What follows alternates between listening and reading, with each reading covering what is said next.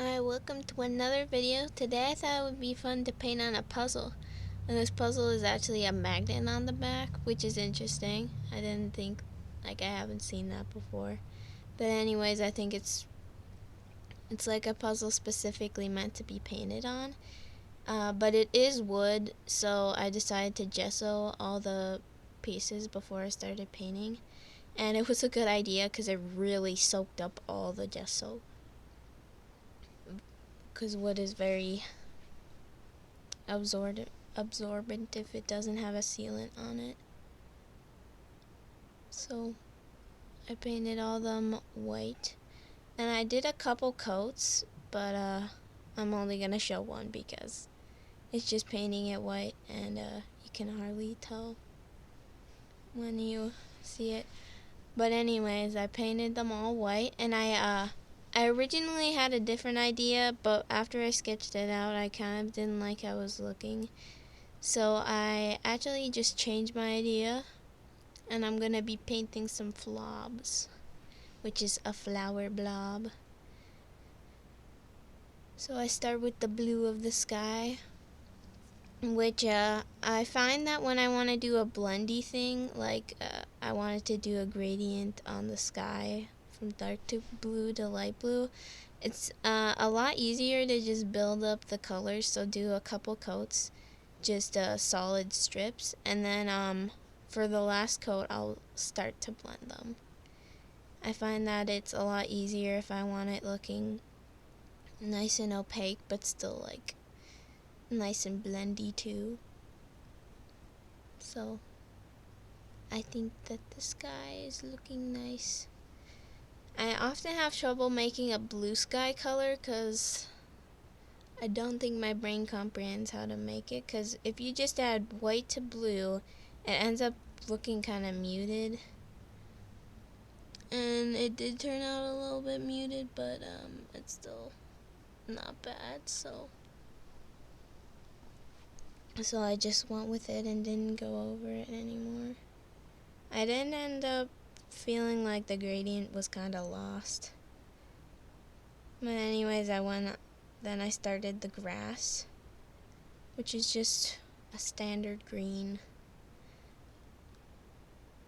I wanted a little bit of a yellowy green. It didn't end up being that yellowy, but still. It was honestly very fun, but while I was doing it, I was kind of worried that when I take the pieces apart, what would, like, maybe they wouldn't come apart. And in the end, it ended up, like, being really hard to put the puzzle pieces together. But from the start, they were really hard to put together, so it's not really surprising. But anyways, then someone suggested that I should sand the edges, which I do think will probably be a good idea. And I think it will help them go together better.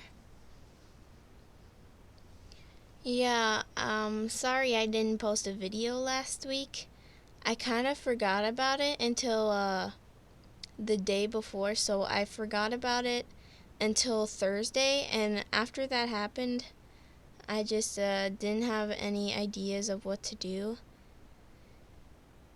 So, and then on Friday, I spent most of the day doing something, so I didn't really have time to make a video anyways.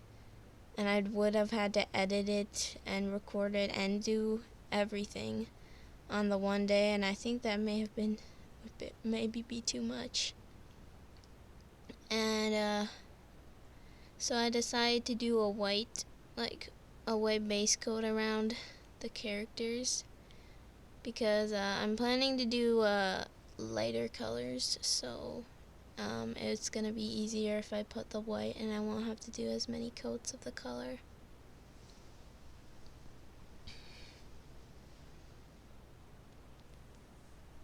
So at first I was going to do some characters, like non-original characters, but then I ended up just doing this, which I do end up liking it in the end.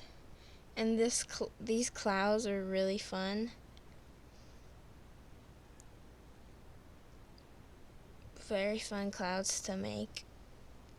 They're kind of like swirly ones. I'm not very good at drawing clouds or painting clouds, but this style of clouds is really fun for me.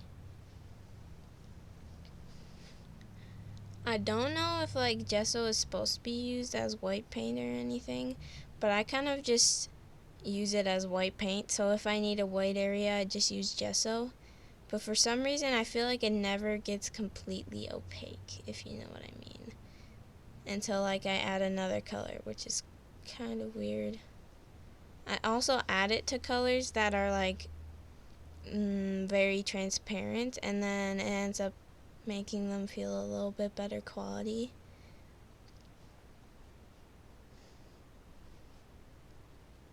But that's just what I do, so.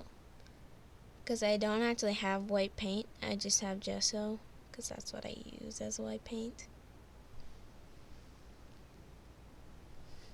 But anyways, this took me quite a while to finish.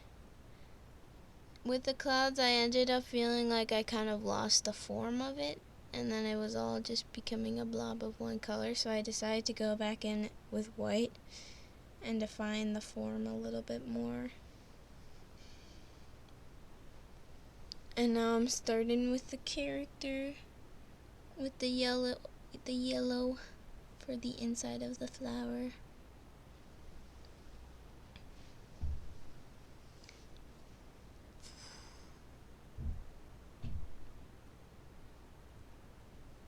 I started a really big project that I haven't finished yet, which has been taking me a week. So I had to put that on hold to do this video. I think I found this puzzle at Walmart, if you were wondering where I got it. But anyways, this yellow took quite a few coats to get fully nice and opaque, because oftentimes yellow is very transparent. I don't know why. It just seems like with most of the paints I've tried, most of the paint brands I've had, they're always kind of transparent.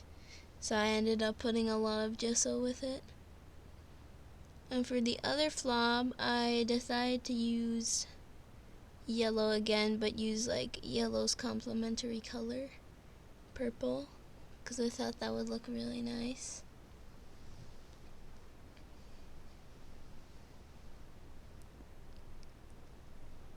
I kind of wanted to do like it all with Posca pens, but like we have very limited colors. Like we don't even have orange or purple, just red, yellow, green, and blue. Oh, and black and white, of course. And I decided I wanted to add a little bit to the background, so I put some little flowers back there. I've got these little things that are almost, I don't know how to explain it, but like almost like a plastic toothpick, but then it has like a little fuzzy at the end, which makes the paint like move around nicer.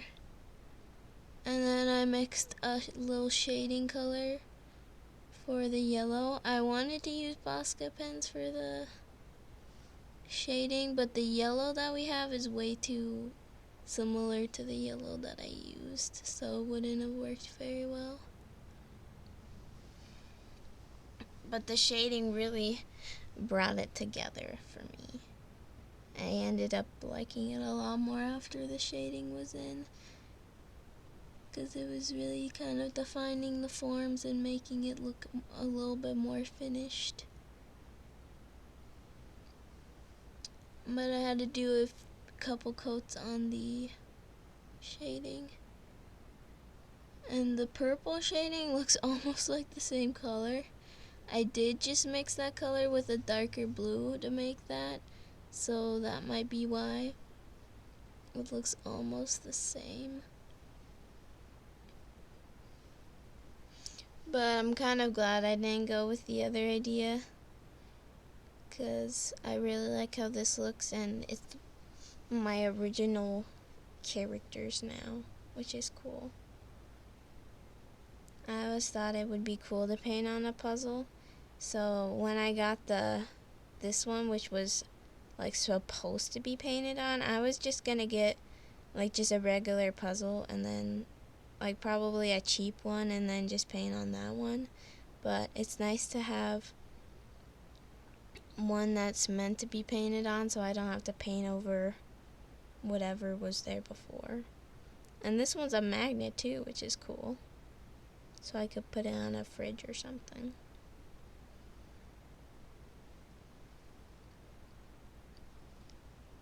I just recently got like 600 stickers, and I actually had like 500 stickers before, so now I have like 1,000 stickers, and I actually don't have anywhere to put them on.